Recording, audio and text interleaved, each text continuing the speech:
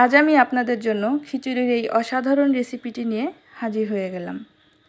চলুন দেখে নিই খিচুড়িটি রান্না করতে কি কি লাগবে।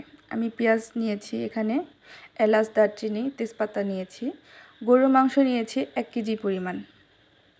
আমি এখানে তেল নিয়ে নিচ্ছি। তেলটা গরম হওয়ার পরে এলাচটা থেতো করে নিচ্ছি, এতে খিচুড়ির ফ্লেভারটা ভালো আসবে। এখানে আমি পেঁয়াজ দিয়ে নিলাম, এরপরে আমি তেজপাতা, দারুচিনি এগুলো দিয়ে নিলাম। এরপরে আমি পেঁয়াজটা খুব সুন্দর করে ভেজে নিব। বেরেস্তার কালারটা না আসা পর্যন্ত পেঁয়াজটা ভেজে নিতে হবে। আর যখনই এই যে দেখুন এরকম একটা কালার চলে আসবে, তখন মনে করবেন যে ভাজা হয়ে গিয়েছে। তখন পানি অ্যাড করে নিলাম।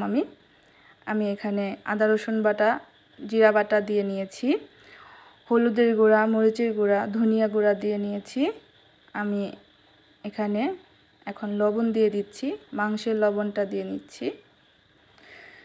মাংস রান্না করতে যে লবণটা লাগবে সেই অতটুকু পরিমাণ লবণ দিয়েছি। এখন আমি কষিয়ে নিলাম। কষানোর পর ওই যে উপর থেকে যখন তেলটা ভেসে আসবে তখন আমি মাংসটা দিয়ে নিব।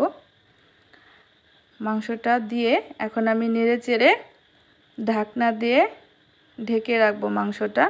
এই মাংসটা থেকে পানি বের হবে এবং এই পানিতেই আমার মাংসটা কষানো হয়ে যাবে।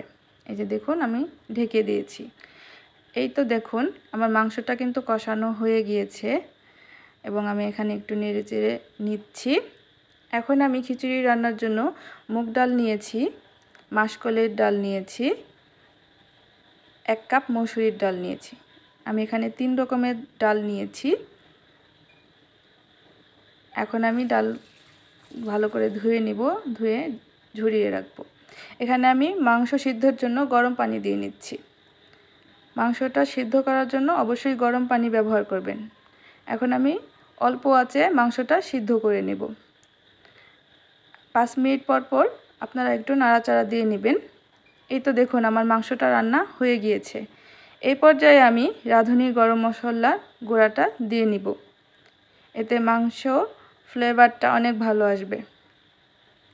এই যে আমার মাংসটা থেকে তেল বের হয়ে আসছে, তার মানে আমার মাংসটা রান্না একদম কমপ্লিট।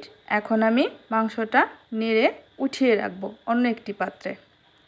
এবং এই যে মাংসের মশলাটা দেখতে পাচ্ছেন, এখানে আমি ঝরিয়ে রেখেছিলাম ধুয়ে ডাল এবং 3 পট ভাতের চাল নিয়েছিলাম, এটাও আমি ঝরিয়ে রেখেছি ধুয়ে। এখন আমি চালটা খুব ভালো করে ভেজে নিব। চালটা ভাজার সময় অবশ্যই ঘি দিয়ে নেবেন, এতে খিচুড়ির ফ্লেভারটা অসাধারণ আসবে। আমি আজ যেভাবে রান্না করেছি ঠিক সেভাবে যদি আপনারা রান্না করেন তাহলে আপনাদের খিচুড়িটা অনেক মজাদার হবে। এখানে আমি খিচুড়ির জন্য চালের লবণটা দিয়ে নিলাম। এখানে আমি মাংস দিয়ে নিয়েছি। এবার আমি গরম পানি দিয়ে নিচ্ছি।